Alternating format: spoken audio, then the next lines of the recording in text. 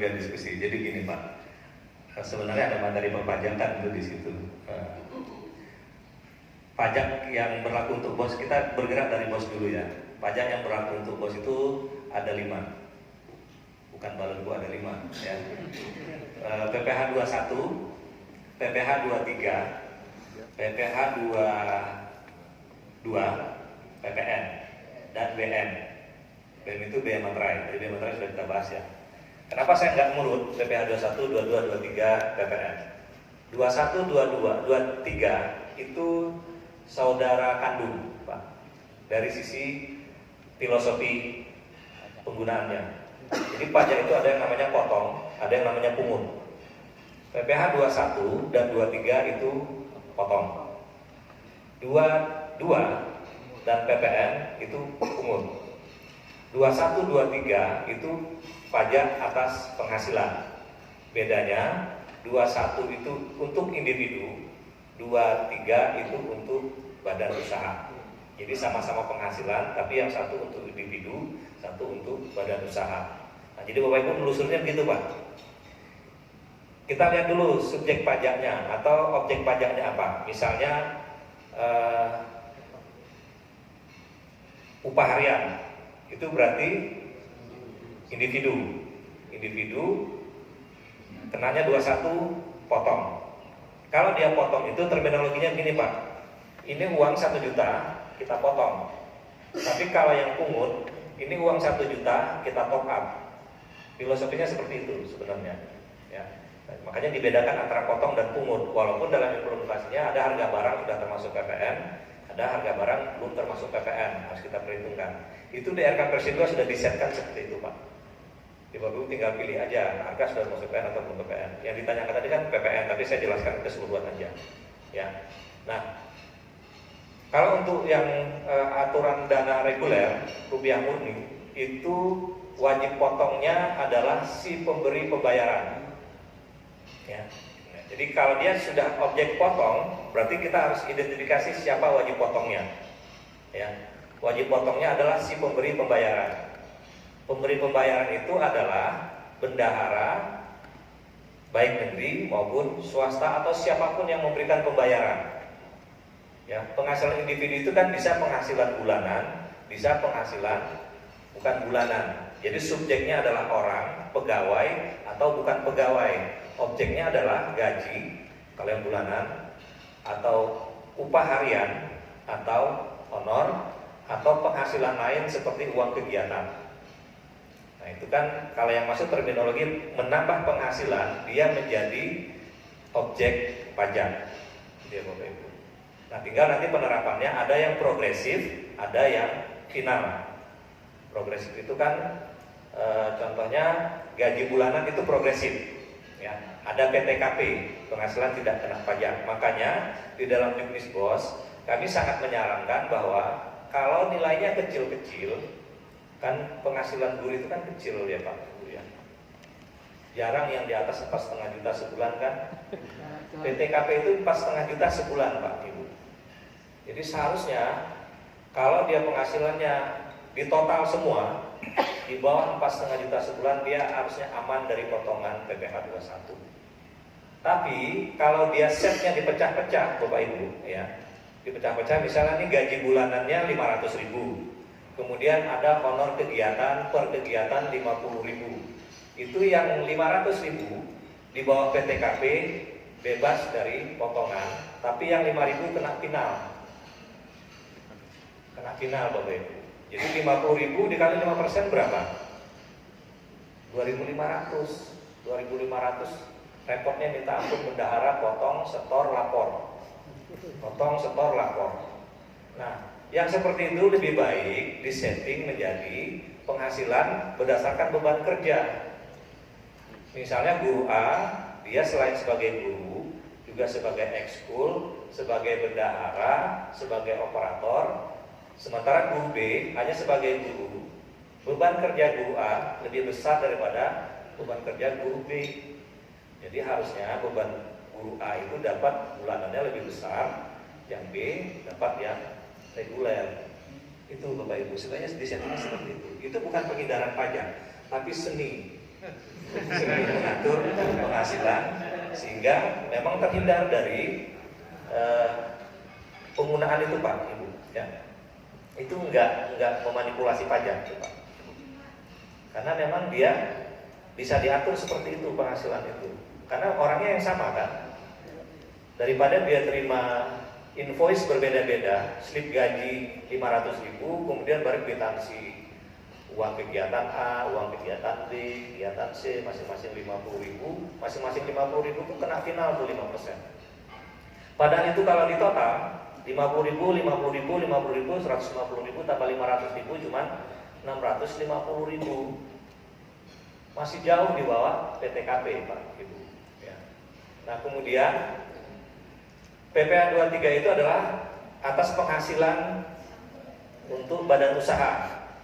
Badan usaha itu kembali lagi baca jenis bos ada 64 badan usaha Pak Ibu. Contohnya yang paling umum itu adalah jasa catering. Nah kita sering lakukan setiap konsumsi itu kita potong 23 jasa catering. Padahal ada definisi jasa catering Pak Ibu ya. Misalnya nih contohnya madrasah melakukan kegiatan rapat, ada konsumsi belinya di rumah makan. Itu objeknya 23 atau apa? Rumah makan itu bukan jasa catering. Nah, berarti dia bukan 23. Kalau dia bukan 23, berarti objeknya apa itu Pak? Apakah individu? Bukan, karena itu penghasilan bukan penghasilan individu. Kita bukan bayar upah, bukan bayar gaji. Itu harusnya objeknya dua pembelian barang. Nah, untuk bos, dua-dua dibebaskan dari pemungutan pajak. Nah, gitu Pak, ininya cara mencari alurnya. Kemudian misalnya nih, fotokopi. Di dalam 23 itu tidak ada yang namanya jasa fotokopi.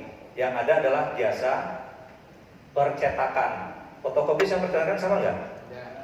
Enggak Pak Ibu.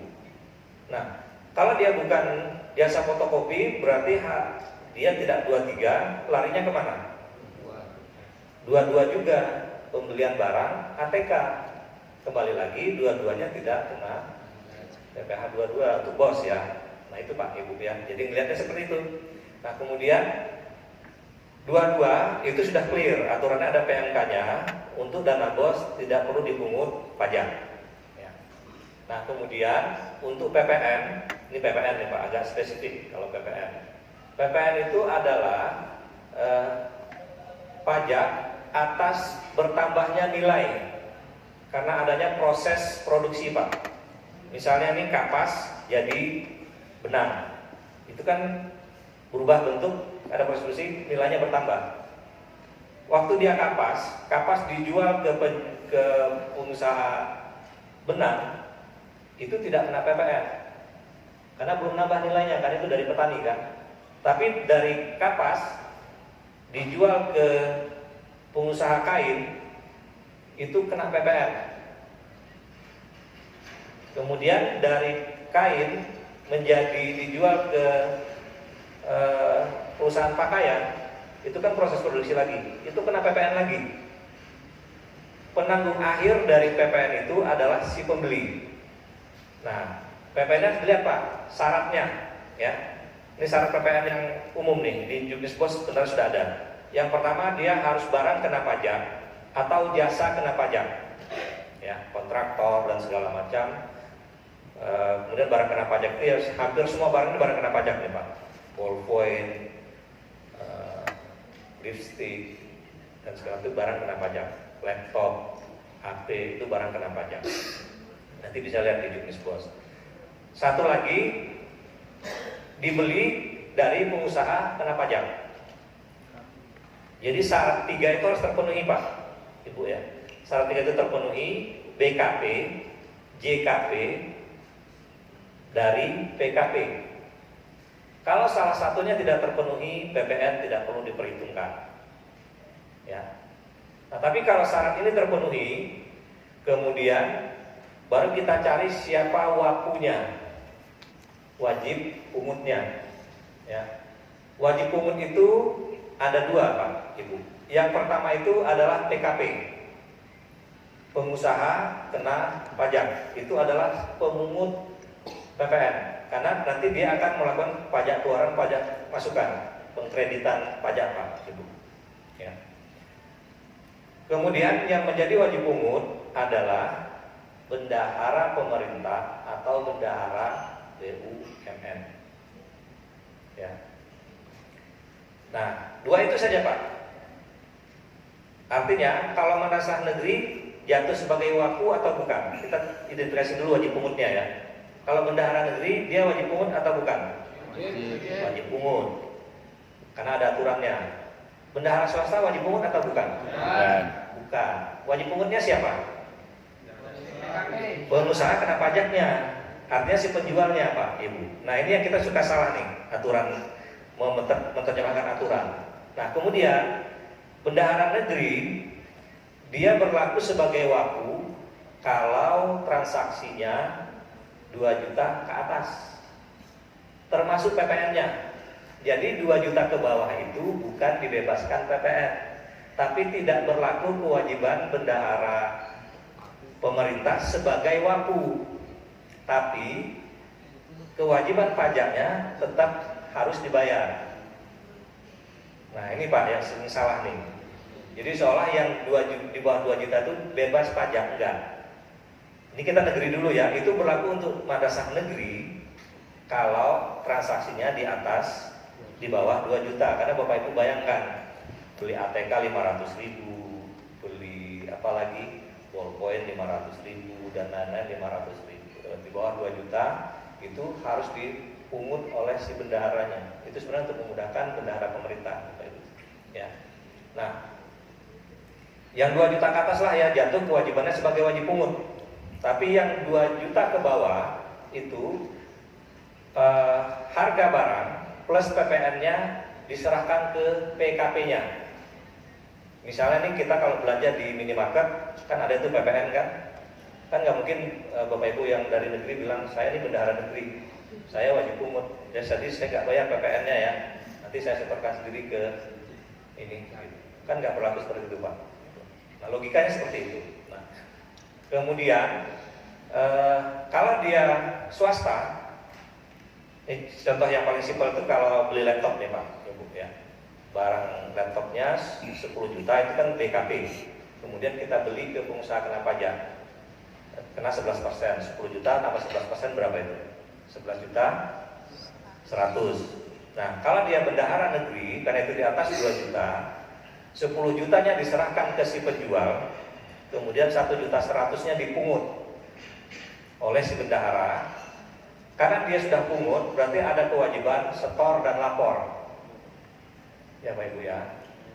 Kewajiban setornya adalah tanggal 7 bulan berikutnya. Jadi jangan khawatir kalau lewat bulan Pak Ibu. Karena paling lambat itu tanggal 7 bulan berikutnya untuk PPN. Kalau untuk PPH tanggal 10 bulan berikutnya. Kewajiban lapornya kalau untuk PPN itu akhir bulan berikutnya itu. Jadi ada setor, ada lapor, ya. Nah, kalau dia madrasah swasta, 11.100.000-nya diserahkan ke si PKP-nya, ke si penjualnya, ke tokonya. Kalau dia PKP, ya, mintakan faktur pajaknya. Ya Bapak Ibu ya, mintakan faktur pajaknya. Itulah bukti bahwa PPN layak diperhitungkan. Tapi kalau dia bukan PKP, baik kalau dia madrasah negeri maupun swasta, PPN tidak perlu diperhitungkan. Ya Bapak Ibu ya, tidak perlu diperhitungkan. Cukup bayar 10 jutanya aja. Nah mungkin ada juga yang berpikir ya udah kalau gitu kita cari aja non PKP. Gitu Pak Ibu ya. Nah syarat PKP ada 2 Pak. Syarat menjadi PKP. Yang pertama, omset si penjual tersebut adalah, omset si pengusaha tersebut adalah 4,8 juta setahun. 4,8 miliar setahun. 8 juta kecil banget ya Pak. 4,8 miliar setahun berarti sebulannya berapa? 400 juta sebulan. sebulannya 400 juta. Kita pakai logika sederhana aja nih Pak, untuk melihat dia ini PKP atau bukan. 400 juta sebulan. Sehari berapa itu kira-kira? Antara 10 sampai dengan 15 juta. Nah, kalau kita lihat tokonya, kira-kira omsetnya 15 juta nggak sehari? Misalnya nih Pak, penjaga tokonya lebih banyak main HP, pas kita datang lagi tidur begini. Itu kayaknya omsetnya nggak seberapa itu. Tapi kalau dia penjaga tokonya beberapa orang, rame, sibuk semua, itu bisa diyakini omset sehari bisa 10 juta. Apalagi kalau dia barangnya harganya tinggi-tinggi, mahal-mahal ya, laptop segala macam itu. Atau dia cabang dari kantor pusat, itu kemungkinan dia PKP. Nah, kalau dia non PKP Pak, Ibu ya, kalau dia non PKP, kalau bisa minta surat pernyataan bukan sebagai PKP. Kalau surat pernyataan berarti harus pakai materai. Itu ada di Jurnispos juga contohnya. Atau kalau tidak, di kwitansinya dituliskan Pak, Ibu. Ditambahkan saja narasi, mungkin di samping tanda tangan itu, pada saat pembelian penjual bukan PKP. Jadi kan sudah melekat tanda tangannya di situ Pak, Ibu. Ya. Apalagi kalau yang di atas 5 juta kan sudah ada materainya, sudah langsung pernyataan itu di situ. Jadi tidak perlu minta surat pernyataan lagi. Ya. Nah kemudian itu yang normal, Bapak Ibu ya, yang normal. Nah kemudian pajak itu ada perlakuan khusus. Nah ini baru kita bicara tentang ini. Perlakuan khusus itu ada 2. Yang pertama itu dibebaskan. Untuk bos apa saja yang dibebaskan Pak, Ibu? Buku. Apa? Buku kitab suci. Buku tulis. Buku pelajaran. Kalau buku tulis enggak apa. Ya, harus jelas tuh. Buku tulis, buku pelajaran. Apalagi? Kitab suci, Pak. Kitab suci, apalagi? Buku agama. 3 itu dibebaskan Pak. Mau nilainya berapa, mau beli dengan PKP, dibebaskan. Jadi kalau yang dia dibebaskan, faktur pajak tidak perlu diterbitkan. Karena dibebaskan. Nah kemudian ada perlakuan lain Pak, DTP namanya. DTP itu ditanggung pemerintah untuk sumber-sumber dana tertentu, itu istilahnya DTP. Jadi walaupun dia DKP, PKP, JKP, PKP, tidak perlu dibayarkan PPN-nya, tapi faktur pajaknya bisa diterbitkan. Tapi harusnya di settingan di faktur pajak online itu bisa dimunculkan narasi pajak ditanggung pemerintah. Jadi tidak diperhitungkan Pak. Ya. Itu nanti diskusikan dengan si penjualnya. PKP-nya ini DTP ditanggung pemerintah, berarti minta disetkan untuk menentukan PKP faktur pajaknya yang faktur pajak ditanggung pemerintah. Itu ada Pak di sistem penerbitan faktur pajak itu. Jadi kan ada dia yang faktur pajak yang normal, yang untuk dibayarkan, ada yang dia ditanggung pemerintah. Jadi karena ini sumber dananya dari lembaga internasional, jadi memang ada perjanjian Pak di General Condition itu, semua lembaga itu bahwa dana bantuan, dana pinjaman itu tidak dipajakkan. Karena biar dimaksimalkan penggunaannya untuk program gitu ya. PPh 21, PPh 22, 23. Kecuali ini Pak, jadi ada aturan pajaknya ini ya. Semua penerima layer 1 itu tidak kena pajak. Layer 1 ini kita ini layer 1 Pak, artinya uang itu langsung kita terima dari proyek. Tapi kalau LSP, karyawan LSP itu tetap wajib bayar PPh 21. Karena itu sudah uangnya si LSP gitu. Dia tetap kena 21. Karena itu udah layer kedua. Itu namanya withholding tax, pajak yang dititipkan ke si pemotong. Nah, jadi faktur pajaknya tetap bisa diterbitkan, Pak. Ya. Cuma nanti ada klasifikasi dia DTP. Nah, itu Bapak Ibu bisa diskusikan dengan si PKP-nya. Kalau dia PKP, harusnya PKP itu ngerti itu. Menerima faktur pajak yang ditanggung pemerintah. Ya. Gitu Pak ya. Sorry agak panjang penjelasan tadi. Langsung saya jelaskan satu keseluruhan semua PPN, PPH.